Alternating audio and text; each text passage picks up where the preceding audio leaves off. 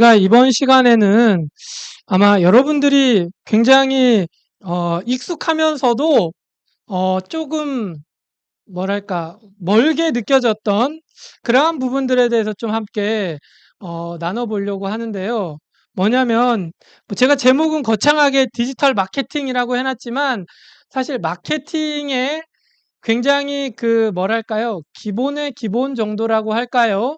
그런 어떤 유튜브 그 광고에 대해서 한번 제가 함께 나눠 보려고 합니다. 아마 이 부분은 이제 저는 이미 하고 있지만 합회에도 이 부분을 앞으로 진행을 하셔야 할 것 같고, 교회들도 이제는 이 부분에 좀 우리가 어 좀 접근을 해서 실제로 한번 운영을 해 보는 경험이 필요하다라고 생각을 합니다. 왜냐하면 처음에 인제 뭐 광고하면 우리가 일반적으로 '아 돈이 굉장히 많이 드는 거 아니야?' 이렇게 생각하실 수가 있으시잖아요.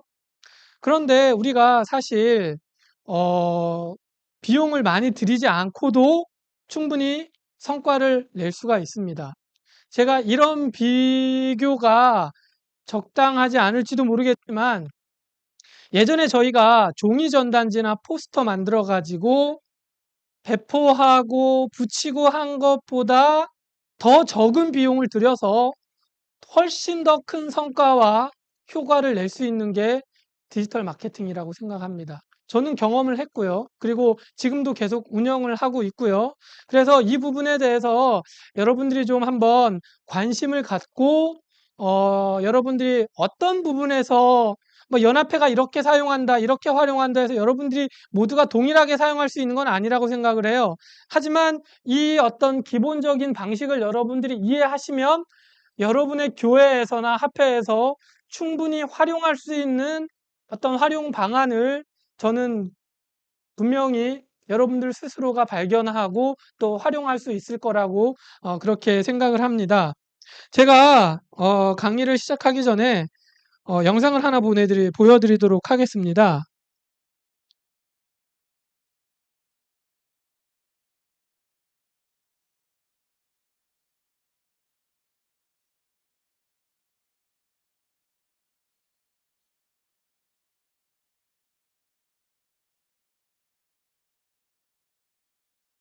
여러분, 이 광고 몇 초짜리 같아요?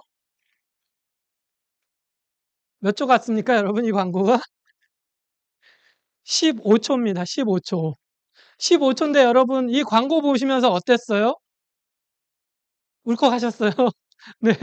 이 광고가 15초짜리 광고고, 이 광고를 집행한다 그러죠. 이 광고를 집행한 운영 주체가 미국의 더 서번트 재단이라고 하는 그러한 그 감리교계의 어떤 그 재단인데요. 이 재단에서 이 15초짜리 광고를 어디에다가 송출을 했냐면, 여러분 놀라지 마세요. 여러분 슈퍼볼 광고 아시죠? 슈퍼볼, 미국의. 슈퍼볼 광고가 그 슈퍼볼 광고에다가 광고를 하려면 비용이 얼마인지 아십니까, 여러분? 거의 천문학적인 그러한 비용이 들어요. 그쵸? 이게 슈퍼볼 광고에 그 프라임 타임에 광고를 하는데 우리나라 돈으로 1초에 얼마인지 아세요, 여러분? 1초에 3억입니다. 1초에 3억인데 이게 15초니까 얼마예요? 이 광고를 한번 태우려면 얼마예요? 거의 45억입니다. 그런데 실제로 이 광고를 슈퍼볼 광고에다가 이 재단이 그 어마어마한 천문학적인 금액을 들여서 광고를 했습니다. 그리고 이 작은 웹사이트 주소를 통해서 사람들이 홈페이지에 접속을 하고 유튜브 영상을 보는데요. 유튜브 조회수가 거의 억 단위입니다. 어마어마해요. 이게 어떻게 보면 뭐 사실 이 광고에 대해서 교계에서도 찬반이 있어요. 굉장히 이 광고를 통해서 어떤 예수님의 정신, 기독교의 가치관, 그리고 어떤 사랑, 존중, 친절 등과 같은 그런 어떤 기독교의 가치를 담아서 많은 사람들에게 전파했다라고 하는 의미를 두는가 하는 한편, 차라리 그 광고비를 가지고 정말 불쌍한 사람들을 돕고 또 그 사람들에게 돈을 줬으면 얼마나 좋았겠느냐라고 하는 그러한 어떤 분들도 있습니다. 그런데 어쨌든 이 광고를 통해서 상당히 많은 사람들이 감동을 받고, 그리고 예수님에 대해서 또 기독교의 가르침에 대해서 다시 한번 생각하게 되고, 이 He Gets Us라고 하는 웹사이트에 들어가면 굉장히 많은 광고들, 영상들이 있는데 그 광고들이 굉장히 감동적입니다. 그리고 거기에서 전하는 메시지와, 그리고 거기에서 가르치고자 하는 어떤 기별들이 굉장히 좋은 기별들이에요. 굉장히 많은 사람들이 그 기별들을, 가치들을 접하고 있다고 하는 사실입니다. 뭐 이거에 대해 찬반의 논란이 있기는 하지만 어쨌든 뭐 비용이 문제가 되지 않는다면, 그리고 우리가 이러한 방식으로 복음을 전할 수 있다면 저는 그것도 굉장히 좋은 방법이다. 하나님께서, 우리 주님께서 기뻐하시는 방법이다라고 생각을 합니다. 그래서 이렇게 전도에 과연 이러한 어떤 광고라든지 디지털 마케팅을 사용하는 게 옳으냐 나쁘냐를 우리가 넘어서서 이제는 이것이 우리가 전도하고 선교하는 데 있어서 필수가 되었다라고 저는 말하고 싶습니다. 이미 많은 교계와 교회들이, 개교회도 광고를 하고 있습니다. 그런데 이러한 전도에 우리 디지털 마케팅이 필수가 되는 그러한 이유를 몇 가지를 좀 제 나름대로 생각을 해봤는데요. 첫 번째는 정밀한 타겟팅이 가능하다고 하는 사실입니다. 우리가 첫 시간에 우리 변부장님께서도 말씀하셨지만, 중요한 것은 우리가 우리의 콘텐츠를 아무에게나 다 뿌리는 것이 아닙니다.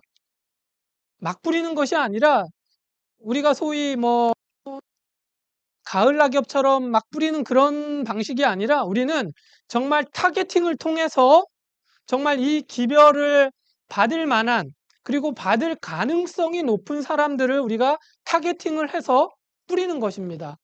그러면 굉장히 효율적이고 비용도 줄일 수가 있습니다. 이러한 정밀한 타겟팅 방식은 목표를 통한 어떤 정확한 그러한 맞춤 타겟팅이 되고요. 이러한 타겟팅 방식으로는 어떤 사람들의 검색어라든지, 그리고 관심사, 지역, 연령 혹은 성별, 뭐 취미, 선호도, 다양한 부분들을 타겟팅을 할 수가 있습니다. 제가 이따가 좀 구체적으로 실제로 보여드릴 텐데요. 그 다음에 이제 두 번째는 효율적인 비용을 지출하는 데 있다고 하는 사실입니다. 우리가 기존에는 어떤 전단지를 뿌렸을 때에, 우리가 포스터를 제작을 해서 붙였을 때에 그것에 대한 어떤 정확한 비용 대비 효율, 성과에 대한 측정이 사실상 불가능했습니다. 기껏 해봤자 사람들에게 우리가 설문조사를 통해서 당신은 이 전도회에 어떻게 참여하게 되었습니까? 라고 해서 거기에 뭐 전단지를 보고 혹은 뭐 포스터를 보고 이렇게 체크를 하겠죠. 그런데 과연 그렇게 해서 온 사람들이 지금까지 얼마나 됐느냐는 말이죠. 사실 우리가 지금까지 들였던 어떤 그러한 비용에 비해서는 정말 물론 그 나름대로 의미가 있을 수도 있겠지만 성과 면에서는 좀 부족하지 않았나라고 하는 그러한 생각들을 해보게 되는 것입니다. 그래서 이러한 디지털 마케팅 방식을 활용을 하게 되면 우리가 정말 비용을 효율적으로 사용할 수 있게 되고요.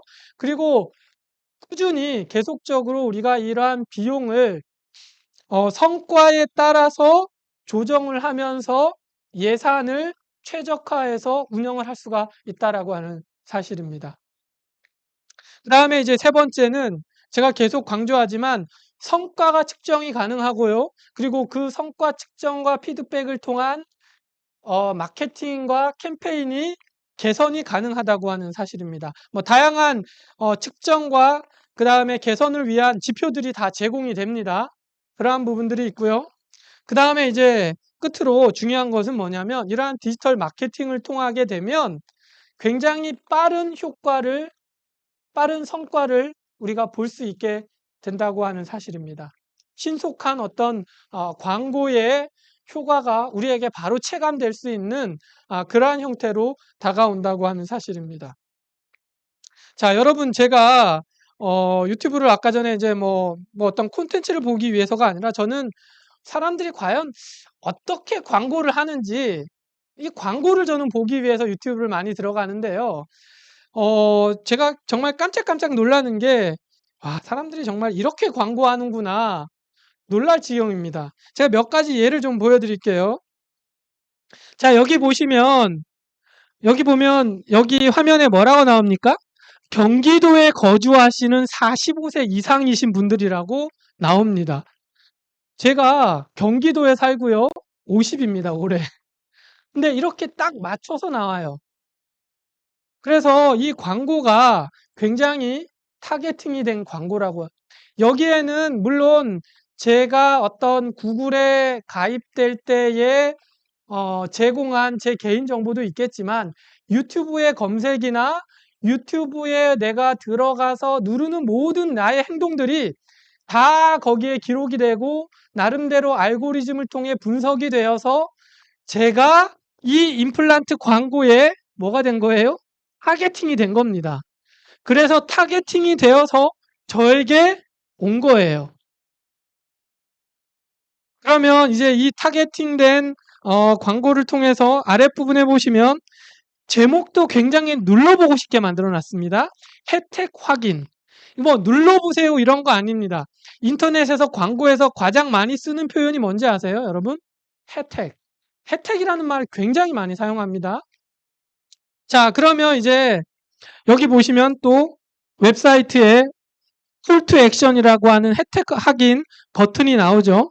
그러면 이 버튼을 누르면 그러면 이제 랜딩 페이지가 나오는데요. 랜딩 페이지도 뭐예요? 특별 혜택 지원해 가지고 저렇게 내용이 나오고 그 다음에 밑에는 뭐가 있을까요? 저에게 이 페이지에다가 너의 핸드폰 번호만 입력해라. 그러면 간단하죠, 여러분? 그러면 제가 이 광고를 받습니다. 그러고 나 이거 필요해? 라고 해서 혜택을 주네? 누르면 뭐예요? 다른 거 필요 없대. 번호만 입력하라 그래요. 휴대폰 번호만 입력하면 간단해요.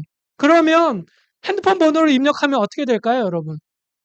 얼마 안 있다가 뭐가 와요? 저에게 전화가 옵니다. 그래서 그 전화를 해서 굉장히 아름다운 목소리를 가진 상담사분이 전화를 하는 것입니다. 아, 이상용 고객님 안녕하세요. 저는 뭐 유튜브 뭐뭘 통해서 알게 됐습니다. 뭐 그걸 통해서 회원정보 입력해 주셨는데요. 그래서 연락드렸습니다. 라고 하면서 상담을 합니다. 자, 이렇게 상담을 하는데요. 첫 번째 보신 거는 뭐예요? 제가 아까 타겟팅에 대해서 말씀드렸는데 지역 기반과 연령 기반 그리고 다른 어떤 알고리즘을 통해서 저희가 타겟팅이 됐고 저에게 이 광고가 노출이 된 거예요. 또 하나 제가 사례를 보여드리겠습니다. 이거는 뭐예요? 무슨 광고입니까? 무릎 통증 호관원 마시고 2주 만에 해결. 이 광고가 저에게 왜 떴을까요, 여러분? 제가 무릎이 안 좋아서 유튜브에서 몇 번 이렇게 검색을 해봤습니다. 근데 저는 이 어떤 약품을 검색하거나 약을 검색하지 않았어요. 저는 뭐라고 검색했냐면 무릎에 좋은 운동 혹은 관절에 좋은 운동, 뭐 어깨 운동, 뭐 이런 운동을 제가 검색을 했거든요. 스트레칭. 근데 얼마 안 있다가 뭐예요? 무릎에 관련된 이러한 광고가 저에게 뜨는 것입니다. 자, 그러면 이 광고를 눌렀을 때에 어떤 내용이 나올까요? 여러분 한번 상상해 보세요. 어떤 내용이 나올까요? 혜택, 또 효과, 또 상품, 또 여러분들은 이 광고를 더 공부하셔야 돼요. 뭐가 나오냐면 뉴스가 나옵니다, 여러분. 이 의약품이나 건강식품을 판매할 때는 뭐가 중요하냐면 신뢰도가 굉장히 중요해요. 그래서 이 신뢰도를 높이기 위해서 뭐를 나옵니까? 뉴스처럼 보이게 만드는 거예요. 굉장히 이 사람들은 이 광고를 위해서 굉장히 철저하게 기획을 하고 사람들의 심리와 그리고 사람들의 어떤 이용 행태와 그다음 이 프로세스를 잘 계획을 해서 사람들을 뭐예요? 몰아가는 겁니다. 하나씩 하나씩. 자, 그러면 이제 이렇게 해가지고 굉장히 신뢰도가 높아지죠. 이게 정말 돼? 근데 뉴스니까 사람들이 뉴스하면 요즘 물론 가짜 뉴스도 있지만 잘 믿잖아요. 그 다음에 이제 무슨 내용이 나오냐? 마찬가지로 뭐예요? 회원 정보를 입력하세요. 나옵니다. 그러면 뭐예요? 또 제가 회원 정보를 입력을 하면 뭐예요? 또 전화가 옵니다. 전화가 오거나 문자가 와서 뭐예요? 계속 팔로우업을 합니다. 자, 이것이 굉장히 중요한 광고의 어떤 흐름이에요. 또 하나 제가 보여드릴게요. 뭐 보험 관련된 광고도 굉장히 많이 뜨더라고요. 저는 뭐 근데 이건 별로 관심이 없는데 어쨌든 이 보험 광고는 왜 떴냐 제가 가만히 고민을 해보니까 제가 이 광고가 뜰 무렵 제 보험이 만기가 다가오고 있었습니다. 이거는 뭐냐면 리마케팅이라고 하는데요. 대부분의 많은 보험사들은 제 정보를 다 가지고 있습니다. 그리고 제 보험의 만기가 도래한다라고 하는 사실을 모든 보험사들이 다 알고 있어요. 다 서로 공유가 되기 때문에 그러면 그러한 정보를 바탕으로 해서 계속 뭐예요? 저에게 광고를 노출시키는 겁니다. 이런 방식으로 광고가 노출이 됩니다. 그래서 뭐예요? 정보를 또 저렇게 입력을 하는 거예요. 그러면 또 연락이 오거나 그 사람들이 2차 마케팅을 저에게 하게 되죠. 자, 그러면 저도 그래서 이런 걸 보면서 굉장히 오래전부터 이걸 어떻게 하면 나도 이런 광고를 할 수 있을까? 굉장히 뭔가 쪽집게처럼 나한테 맞는 광고들이 오는데 어떻게 하면 할 수 있을까? 제가 고민을 하다가 에이, 나도 해봐야 되겠다 해가지고 제가 유튜브 광고를 막 공부를 했습니다. 그리고 유튜브 광고를 어떻게 하는지 제가 드디어 알아냈고 그리고 그 방식대로 광고를 올려봤습니다. 그게 제가 성경통신학교 광고를 30초짜리 짧은 영상을 만들었습니다. 그리고 30초짜리 영상을 이렇게 아까 똑같이 이렇게 만들었고요. 그 다음에 시작 그리고 누르면 이제 건강새 출발이라고 하는 그 우리 성경통신학교 제가 아까 잠깐 보여드렸던 그러한 강의 페이지로 넘어가게끔 그렇게 만들었습니다. 그랬더니 실제로 반응이 있는 것입니다. 성과가 있어요. 제가 이따가 조금 있다가 타겟팅 할 때 좀 더 구체적으로 말씀드릴 텐데 제가 처음에 광고를 띄웠을 때는 사실 미미했어요. 근데 제가 이렇게 다른 데를 살펴보면서 또 유튜브로 다른 광고 영상들 공부하면서 이렇게 보다 보니까 제가 뭐가 부족했는지 깨닫게 됐습니다. 그래서 그러한 부분들을 타겟팅을 조금씩 정밀화해 나가고 타겟팅 범위를 좁혀 나가니까 실제로 성과가 나오기 시작했습니다. 자, 그래서 이러한 그 동영상과 웹북 광고를 저희가 하고 있는데 실제로 제가 아까 말씀드린 것처럼 성과가 나오고 있습니다. 자, 그러면 이제 사례들을 제가 말씀을 드렸고 실제로 그러면 이제 이러한 광고들을 하는 데 있어서 우리가 알아둬야 될 부분들이 있고 실제로 어떻게 광고를 할 수 있는지를 제가 이제 하나씩 설명을 드릴 텐데 먼저 기본적인 이러한 개념을 좀 설명을 드릴게요. 저희가 이게 그 일반적인 마케팅에서는 구도자라고 하지 않고 온라인 구매자라고 합니다. 온라인 구매자, 온라인 바이어스 전이라고 하는데 저희는 이제 이걸 온라인 구매자가 아니라 뭐예요? 구도자, 구도자의 여정이라고 하는 그러한 표현을 하는데 대부분의 많은 그 구매자 또는 구독자들이 이러한 여정을 거친다고 합니다.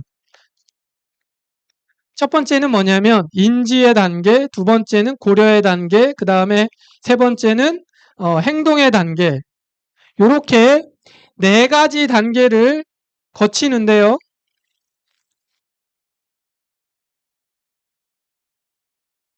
왜 자꾸만 넘어가네요. 죄송합니다. 네.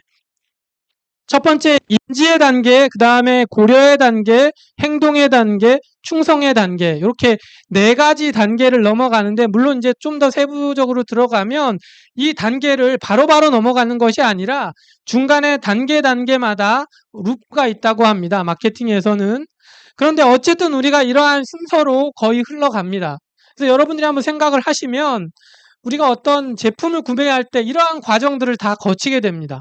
그래서 어떤 제품에 대한 인지, 그래서 일단은 우리가 사람들의 시선을 사로잡을 필요가 있고, 그 다음에 그러한 사람들의 기억 속에 우리가 자리를 잡고, 그 다음에 사람들이 어떤 구매나, 그 다음에 어떤 아까 제가 한 것처럼 회원 정보를 입력하는 그런 어떤 행동의 단계로 나아가고, 그 다음에는 이제 어떤 재방문이나 그 다음에 어떤 충성도로 넘어가는 그러한 이러한 과정들이 있습니다. 자, 그래서 대부분의 사람들이 이러한 과정들을 거치게 되는데요. 특별히 제가 오늘 여러분들에게 이제 조금 전에도 설명드린 게 뭐냐면 유튜브 광고잖아요. 그래서 우리가 이 유튜브 광고 캠페인에는 굉장히 종류가 많이 있는데 그 중에서 유튜브 광고 캠페인에서 어떤 캠페인을 우리가 어떻게 진행을 해야 되는지를 좀 설명을 드리려고 하는데 제가 아까 말씀드렸던 그 네 가지 단계의 단계마다 해당되는 그 단계마다 성과를 낼 수 있는 최적화되어 있는 그러한 유튜브의 캠페인이 있습니다. 그 캠페인이 뭐냐면 여러분들이 요건 좀 생소할 수도 있는데 첫 번째 인지의 단계에서는 유튜브 광고 중에 범퍼 애드라고 하는 그러한 캠페인을 활용하면 좋다고 하는 것이고요. 두 번째 고려의 단계에서는 유튜브 캠페인 중에 튜브 인스트림이나 튜브 디스커버리라고 하는 그러한 어떤 캠페인을 사용을 하면 좋다는 것이고 그 다음에 행동 단계에서는 액션 튜브를 활용하는 게 좋다라고 하는 그러한 유튜브에 정리되어 있는 그러한 캠페인 선택의 과정들입니다. 그래서 다시 한번 정리를 하면 이렇게 이제 크게 세 가지로 나눌 수가 있습니다. 그래서 간단하게 제가 설명을 드리자면 이러한 세 가지 형태의 유튜브 광고 캠페인이 있는데 이 캠페인 중에서 사람들에게 좀 내가 많이 노출되고 싶다. 어떤 내가 특별한 행동이나 어떤 내가 액션을 원하는 게 아니라 내가 그냥 어떤 이미지를 좀 좋게 하고 싶다.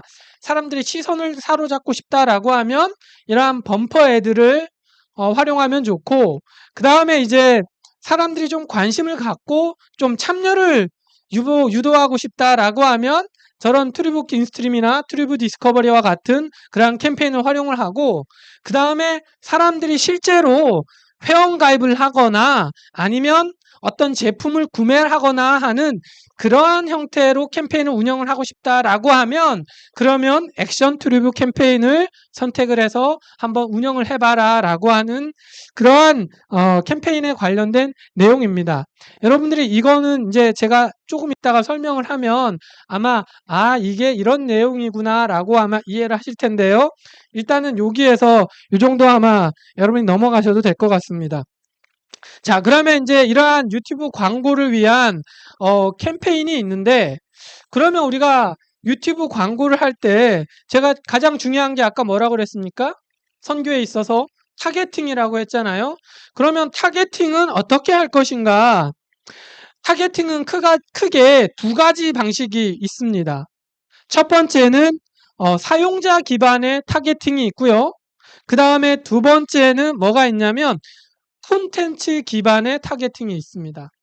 사용자 기반의 타겟팅이라는 건 뭐냐면 인구 통계 기반으로 예를 들면 그 사람이 어느 지역에 사는지 혹은 연령이 얼마인지, 또 그 사람의 성별이 무엇인지, 뭐 나이가 얼마인지, 이러한 인구 통계학적인 그러한 데이터를 기반으로 잠재 고객을 추출하고 또 타겟팅을 하는 그러한 기반이고요. 또 콘텐츠 기반 타겟팅이라고 하는 것은 뭐냐면, 제가 아까 전에 무릎과 관련된 유튜브에서 검색을 했을 때에 그와 관련된 광고가 노출이 되었다고 했잖아요. 마찬가지로 콘텐츠 기반 타겟팅은 어떤 사용자가 검색하는 검색어나 키워드 기반, 그리고 유튜브에도 카테고리가 있는데요. 예를 들면 어떤 뭐 스포츠 카테고리, 혹은 뭐 종교나 기독교, 뭐 다양한 뭐 그러한 카테고리들이 있습니다. 그러한 주제별 카테고리에 기반한 타겟팅, 그리고 계제 위치라고 하는 것이 있는데, 제가 이 계제 위치를 알고 나서 정말 깜짝 놀랐습니다. 그리고 저도 이걸 활용하고 있는데요. 요건 좀 예민해서 나중에 제가 좀 말씀을 드리겠습니다. 자, 그래서 이 사용자 기반 타겟팅과 콘텐츠 기반 타겟팅을 저희가 굉장히 아주 지혜롭게 접근할 필요가 있고요. 그리고 이 콘텐츠 기반의 타겟팅과 사용자 기반의 타겟팅을 접목을 할 수가 있습니다. 두 가지를 하나의 교집합 형태로 우리가 타겟팅을 하게 되면 굉장히 정밀한 타겟팅을 할 수가 있는데요. 이러한 타겟팅이 정밀해질수록 노출 범위는 제한이 되고, 그리고 우리가 어떤 원하는 목표에 따라서, 캠페인 목표에 따라서 이러한 타겟팅의 범위를, 또 노출의 범위를 우리가 조정을 할 수가 있다고 하는 것입니다. 자, 그래서 제가 유튜브 캠페인에 대해서 말씀을 드렸고, 그 다음에 타겟팅에 대해서 말씀을 드렸는데, 그러면 실제로 이제 우리가 한번 시작을 해볼 텐데, 어떤 방식으로 하느냐, 순서를 제가 간략하게 설명을 드리면, 첫 번째 우리가 어떤 캠페인을 운영하기 위해서는 광고를 우리가 대부분 이제 캠페인이라고 하는데요. 캠페인을 운영하기 위해서는 일단은 구체적인 목표를 설정할 필요가 있고, 두 번째는 마케팅에 타겟팅을 할 필요가 있고요. 그 다음에 세 번째는 콘텐츠 전략을 세우고 제작을 하고, 그 다음에 네 번째는 과연 이제 뭐 제가 유튜브에 대해서만 말씀을 드렸지만 대부분의 소셜 미디어가 존재하는 이유는 광고입니다. 여러분, 우리가 유튜브를 쓰거나 인스타그램을 쓰거나 아니면 카카오를 쓰거나 모든 소셜 미디어 채널이 어떻게 돌아가겠습니까, 여러분? 그 사람들이 우리에게 무료로 서비스를 제공을 해주는데 뭐예요? 우리는 무료로 서비스를 이용하고 있지만 우리가 그 사람들에게 우리의 정보를 내어놓음으로써 그 사람들은 우리를 뭐를 활용하는 거예요? 마케팅에 활용을 하는 겁니다. 그러한 마케팅 채널을 선택을 하고요. 그 다음에 우리가 광고를 실제로 집행을 하고 또 배포를 하고, 그 다음에 마지막으로 성과 분석을 통해서 우리가 다시 한번 전략을 수정을 하거나 피드백을 할 수가 있습니다. 자, 그래서 제가 실제로 지금까지는 이제 이론적인 부분들을 설명을 드렸고, 실제로 제가 하나의 어떤 그 가정을 해서 광고를 유튜브에 실제로 캠페인을 생성하는 걸 한번 여러분들에게 한번 보여드리겠습니다. 자, 여기 보시면 이제 유튜브 구글 애즈라고 하는 그 광고 플랫폼이 나오는데요. 뭐 누구나 구글 계정만 있으면 다 만들 수가 있습니다. 자, 제가 지금부터는 이제 웹사이트를 통해서 여러분들에게 광고를 실제로 태우는 방법을 유튜브 실제 화면을 보면서 설명을 드리겠습니다. 제가 아까 그 캠페인을 선택하는 거에 대해서 여러 가지, 세 가지에 대해서, 케이스에 대해서 말씀을 드렸잖아요.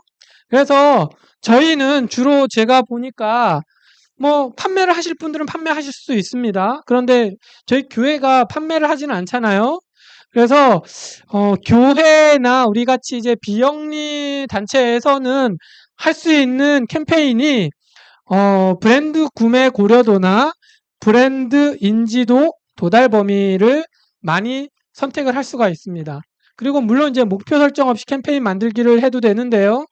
저희는 일단은 제가 시연을 해 보이기 위해서 브랜드 인지도 범위, 도달 범위를 선택을 하고요.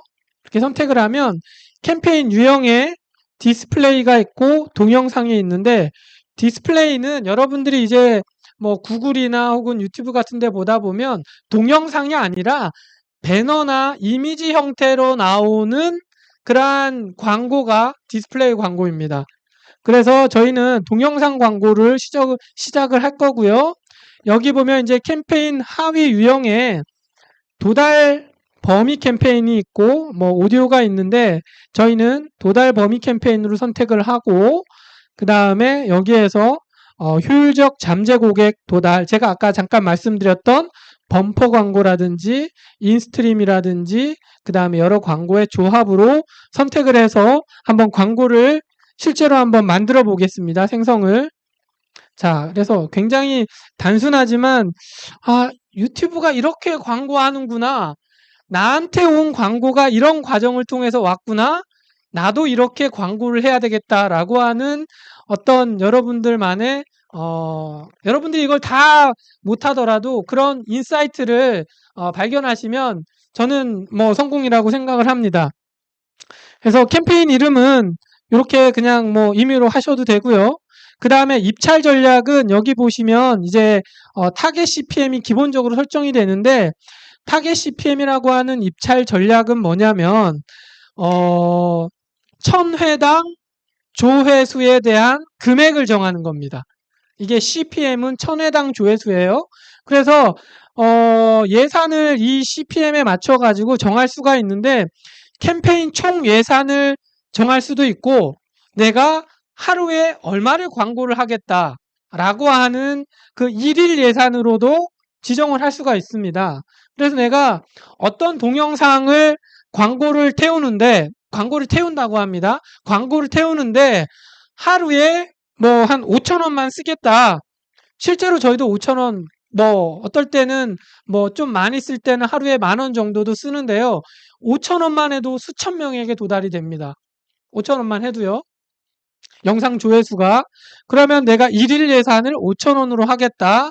그리고 이 캠페인의 운영 기간을 내가 뭐 여기 보면 이제 5월 10일부터 종료일 없음으로 했는데, 예를 들어서 내가 캠페인의 운영 기간을 5월 10일이 아니라 5월 뭐 14일부터 그 다음에 날짜를, 종료하는 날짜를 5월 31일까지로 이렇게 운영을 하겠다라고 선택을 하실 수도 있습니다. 그래서 캠페인을 운영할 그 운영 기간을 선택을 하고, 그 다음에 이제 네트워크는 구글의 유튜브 검색 결과와 그 다음에 유튜브 동영상을 기본적으로 선택이 되어 있고요. 그 다음에 이제 디스플레이 네트워크 동영상 파트너는 우리가 동영상을 유튜브에서만 보는 게 아니라 유튜브 동영상을 다른 앱이나 어플리케이션이나 웹사이트에 인베디드해서 그 동영상을 서비스하는 사이트들이 많이 있습니다. 그러한 사이트들에까지 동영상이 노출이 되게 하겠다는 겁니다. 자, 그러면 요거는 제가 한번 체크를 빼보겠습니다. 자, 그러면 여기 여러분 여기 오른쪽에 보시면 여기 보면 노출수가 이렇게 나오죠. 그 다음에 예상 실적이 나오는데, 예상 실적은 내가 얼마를 입력하느냐, 그 다음에 타겟팅을 어떻게 하느냐에 따라서 예상 실적이 반영이 되는데요. 자, 여기에서 이제 타겟팅이 나옵니다. 여기 보시면 아까 전에 첫 번째 타겟팅에서 뭐가 있었습니까? 어떤 타겟팅? 사용자 기반 타겟팅이 있었죠. 여기 보시면 이제 이 위치라고 하는 것은 사용자 기반 타겟팅의 일종인데요. 대한민국으로 하겠다. 아니면 사실 여러분들이 합회나 교회 단위에서 대한민국으로 하는 것은 좀 무리가 있습니다. 저희 연합회에서 제가 하는 광고는 대한민국을 타겟팅을 합니다. 그러나 호남합회의 경우에는 제가 볼 때 도시별로 해도 되고요. 캠페인에 따라서 다르겠지만 도시별로 해도 되고, 아니면 뭐 전라도 지역을 해도 되는데, 제가 여기에서 광주로 한번 타겟팅을 해보겠습니다. 광주라고 하면 여기 보면 이제 광주광역시가 이렇게 나오죠. 그러면 타겟팅을 광주로 이렇게 하겠습니다. 그러면 아까 보면 10억에서 노출이 얼마로 줄었습니까? 8천만 명으로 줄었죠. 그리고 여기에서 또 저희가 타겟팅을 여러 가지 방식으로 할 수 있는데, 만약에 지금은 제가 광주를 전체를 했지만 여러분 교회가 예를 들어 광주 빛고울 교회다 라고 하면 광주 빛고울 교회 반경 몇 미터, 몇 킬로미터를 타겟팅을 할 수도 있습니다. 여러분 교회 주변에 몇 킬로미터 반경으로 타겟팅을 할 수가 있어요. 그 다음에 언어는 뭐 모든 언어 할 필요가 없고 저희는 그냥 한국어로 한번 해보겠습니다. 한국어로 하면 타겟팅이 조금 더 정밀해지겠죠. 그러면 8,500만 명이 됐습니다. 그 다음에 이제 관련 동영상은 내가 어떤 광고 동영상 밑에 함께 붙어서 나오는 그러한 관련 동영상인데 요건 제가 일단 생략을 하도록 하겠습니다. 그 다음에 이제 여기 추가 설정해 보면 기기가 나오는데 이 광고가 스마트폰에게만 나올 것이냐 아니면 이런 컴퓨터에 나오게 할 것이냐 아니면 태블릿에 나오게 할 것이냐 아니면 그 구글 안드로이드 운영체제가 탑재된 스마트 TV까지 나오게 할 것이냐 라고 하는 기기를 우리가 타겟팅을 할 수가 있습니다. 그러면 제가 지금까지 타겟팅을 해보니까 TV는 별로 성과가 없어요. 그래서 주로 뭐 휴대전화나 태블릿이나 컴퓨터를 많이 타겟팅을 합니다. 그러면 벌써 노출수가 7,600만으로 줄었죠. 그리고 뭐 다양하게 운영체제, 그 다음에 네트워크도 SKT로 할 거냐, 아니면 와이파이로 할 거냐, KT로 할 거냐, LG로 할 거냐, 네트워크 통신사까지도 뭐예요? 타겟팅이 가능합니다. 뭐 저희가 여기까지 할 필요는 없을 것 같고요. 그러나 이러한 타겟팅을 누구는 많이 활용할까요? 통신사들이 번호 이동을 위한 고객 마케팅을 위해서는 자기네 회사는 타겟팅을 할 필요가 없겠죠. 경쟁사만 타겟팅을 하면 되겠죠. 경쟁사를 타겟팅한다는 의미가 굉장히 중요합니다.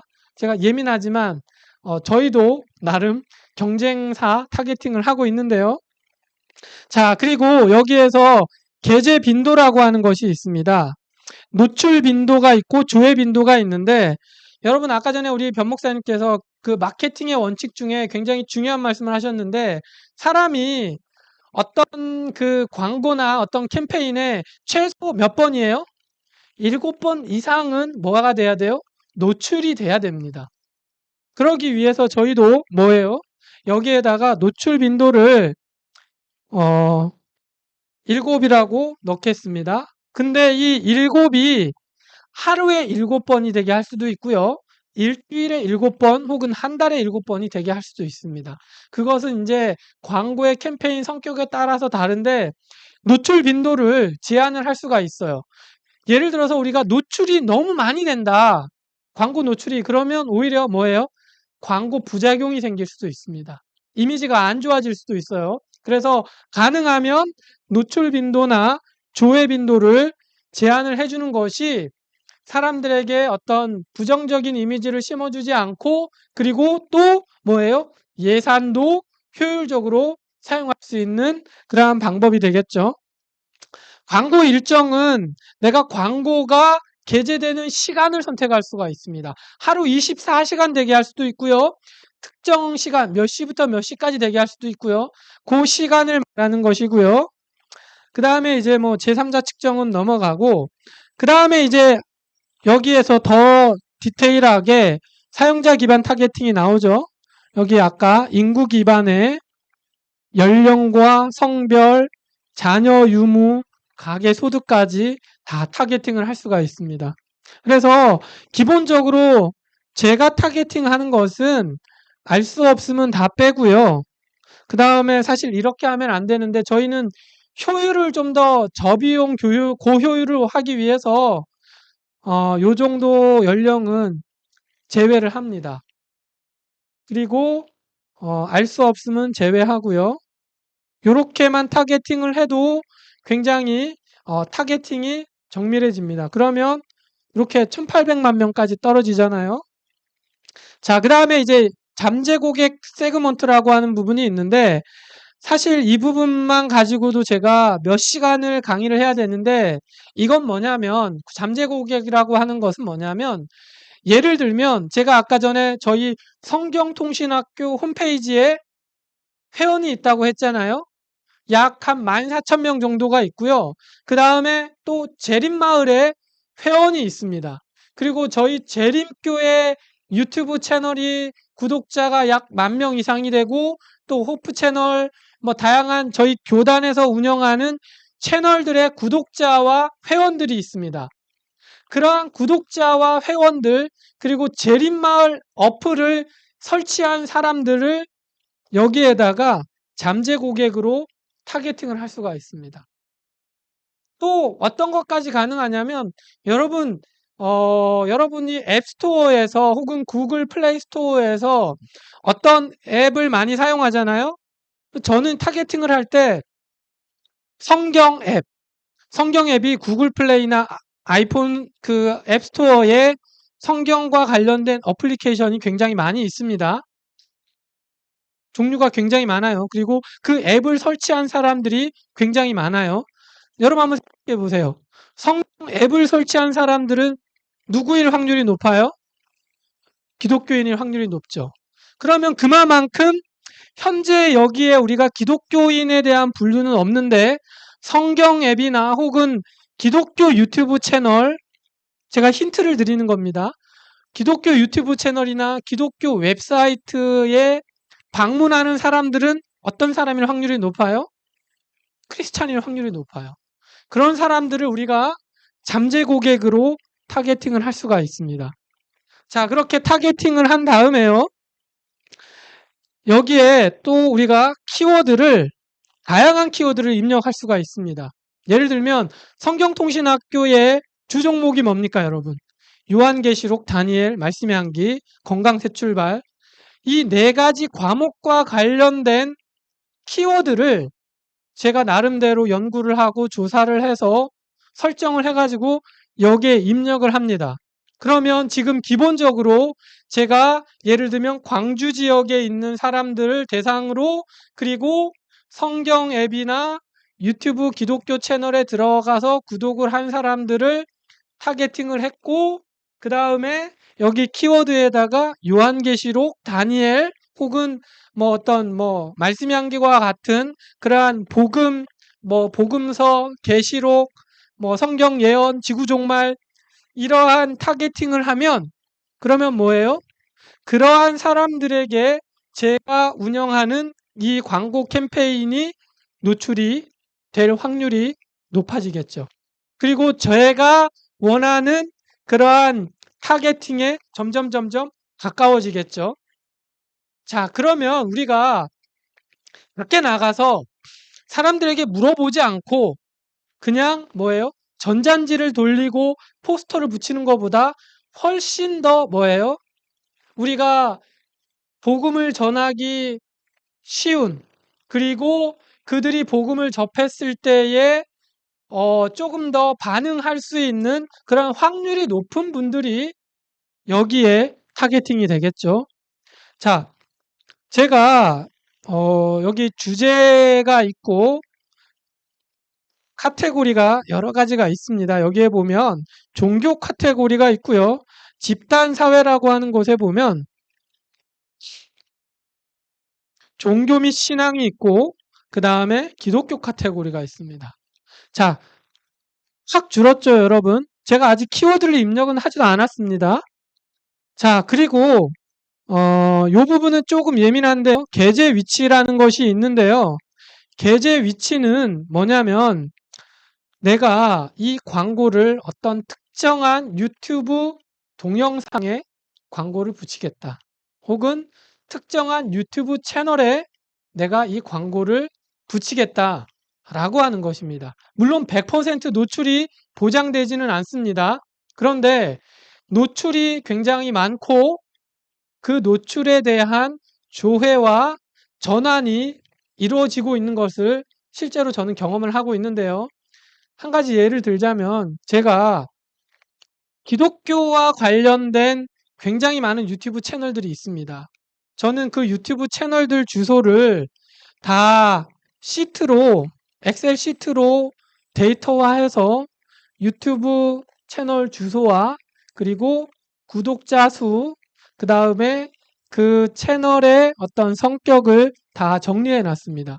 그러한 유튜브 기독교와 관련된 채널의 주소가 제가 현재까지 구독자 10만 명 이상을 대상으로 조사해서 리스트업한 채널이 약 200개 정도가 있는데요. 그 채널을 제가 여기다가 게재 위치로다가 다 타겟팅을 했습니다. 여기 보시면 유튜브 채널이 나오잖아요. 그러면 이 유튜브 채널에다가 뭐예요? 그 200개 유튜브 채널의 주소를 입력을 합니다. 제가 여러 사이트들을 했는데요. 여러분 혹시 잘잘법이라고 하는 유튜브 채널 아십니까? 예. 아마 제가 알기로는 기독교 유튜브 채널 중에서는 가장 많은 조회수와 구독자를 가지고 있는 사이트로 알고 있어요. 제가 여기도 타겟팅을 했는데 이 채널에 노출이 되고 클릭을 하고 전환이 되는 것을 확인을 하고 있습니다. 그래서 이제 이렇게 타겟팅을 하고 마지막으로 광고를 올릴 영상을 여기에다가 제가 호남 앞에 유튜브 채널을 해서 짧은 영상을 하나 홍보 영상이 있더라고요. 그래서 뭐 전도와 관련된 건 아니지만 어쨌든 이 영상에 주소를 복사를 해서 여기에다가 이렇게 이제 입력을 하면 영상이 이렇게 나오고 그 다음에 그러면 이제 이 영상의 광고가 실제로 이렇게 노출이 된다. 그래서 유튜브 광고를 이렇게 미리 보면 안전한 먹거리를 책임지는 이제 사람들이 내가 국민과는 타겟팅한 페스티벌. 그러한 사람들에게 이 가을의 광고가 향기를 그대로 노출이 된다. 담았습니다. 꿀처럼 정말 달고 네. 맛있습니다. 자연의 깨끗함을 담은 목이버섯. 아삭함이 살아있어요. 호남의 따뜻한 마음을 당신에게 전합니다. 신선함 가득. 네. 자연 그대로의 건강을 저는 이 얻습니다. 광고가 실제로 유튜브 광고에 태워도 고향을 성과를 낼 수 있을 만한 그런 광고라고 생각을 해서 제가 선택을 했는데요. 친구들을 한번 만나 여러분들이 나름 아름다움을 이러한 내용들을 청정한 어떻게 가득. 타겟팅을 하고 호남 어느 도농 기반으로 페스티벌에서 해갖고 만나요. 랜딩 페이지를 어떻게 구현할 것인가 고민을 하면 저는 이 호남 도농 사업이 굉장히 활성화될 거라고 온라인상에서 생각을 합니다. 자, 뭐 웹사이트뿐만 아니라 여기에 보시면 이제 링크를 복사를 해서 유튜브 앱에서도 광고를 올릴 수가 있습니다. 자, 그래서 여러분들이 이렇게 해서 뭐 CPM 같은 경우에는 이제 제가 예를 들어서 뭐 1,000원 정도 이렇게 하면 캠페인을 만들면 그러면 이제 실제로 캠페인이 만들어지고요. 그 다음에 이제 모든 캠페인은 구글에서 심사를 합니다.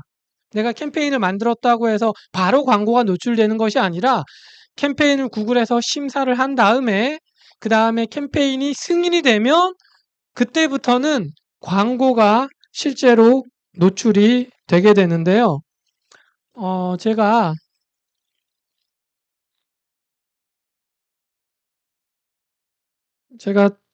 조금 전에 말씀드렸던 통신학교 광고입니다. 노출수가 저희가 3월 1일부터 5월 10일까지 약 2달 동안 노출이 85만 회가 노출이 됐고요. 그 다음에 조회수는 12만, 그리고 조회 클릭수는 약 3,500, 그리고 비용은 약 160만 원 정도 지출이 됐는데요. 여러분들은 이거보다 비용을 줄일 수도 있고 늘릴 수도 있습니다. 그런데 2달 동안 저희가 광고를 사실은 제가 조금 광고비를 올려서 집행을 해봤는데 광고비를 올릴수록 뭐예요? 노출이나 조회수는 올라갈 수밖에 없습니다. 만약에 더 광고비를 올리면 이것보다 훨씬 많은 노출과 조회와 클릭이 이루어지겠죠. 자, 그리고 제가 아까 말씀드렸던 그 광고에서 여러 가지 이제 광고 그룹으로 저희가 운영을 하고 있는데요.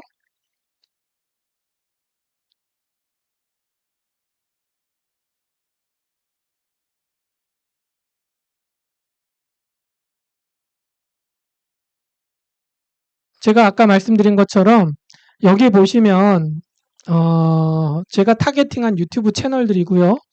이렇게 기간별로 뭐 많이 사람들이 들어오고 있습니다. 여기 보시면 가장 많이 들어오는 데가 제가 여기는 타겟팅을 안 했는데 여긴 많이 들어오더라고요.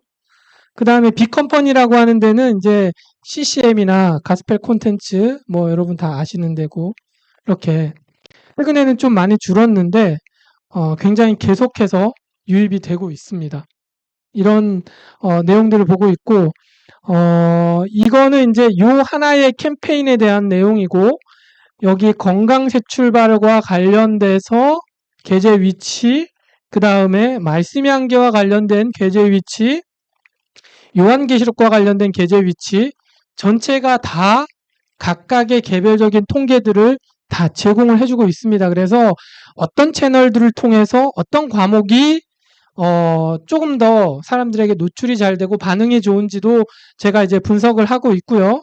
그 다음에 이제 검색을 통해서 들어오는 그 다음에 어떤 주제별로 들어오는 내용들까지도 저희가 다 여기 주제별로 된 검색으로 돼서는 주제 키워드로 예, 이런 식으로 키워드가 어떤 키워드가 노출이 됐고 조회가 얼마가 됐고 하는 이러한 내용들을 저희가 다 분석을 하고 성과를 측정을 할 수가 있습니다. 그리고 이 각각 하나하나의 키워드별로 과목을 다 배정을 할 수가 있습니다.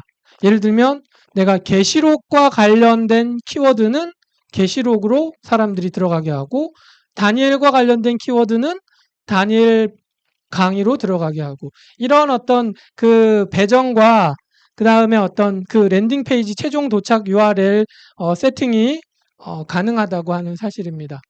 그래서 여러분들도 뭐 제가 간략하게 이렇게 뭐 설명을 드렸는데 이러한 그 구글 애즈 뭐 유튜브 광고뿐만 아니라 키워드라든지 다양한 뭐 디스플레이 광고라든지 이러한 광고들을 통해서 여러분들이 원하는 그러한 어떤 타겟팅 그리고 어떤 주제와 키워드 그 다음에 다양한 어떤 콘텐츠들을 활용해서 많은 사람들에게 우리의 기별들을 노출시키고 또 우리에게끔 먼저 연락을 취할 수 있게끔 만들 수 있는 방법이 있다라고 하는 것을 여러분들이 염두를 하시고 이러한 부분들을 잘 활용하시면 좋을 것 같습니다. 네, 혹시 뭐 궁금하신 사항이나 혹은 이것과 관련돼서 좀 실제로 한번 운영을 해보고 또 한번 내가 이러한 캠페인을 한번 활용해보고 싶다라고 하시는 분들은 우리 하페 디지털 선교부나 혹은 또 저에게 문의해 주시면 또 저희가 아는 범위 내에서 도와드리도록 하겠습니다. 네, 혹 뭐 질문하실 사항이 있으신가요? 네, 김세용 목사님. 네, 그러면 질문이 없으시면 이상 마쳐도 될까요? 네, 감사합니다.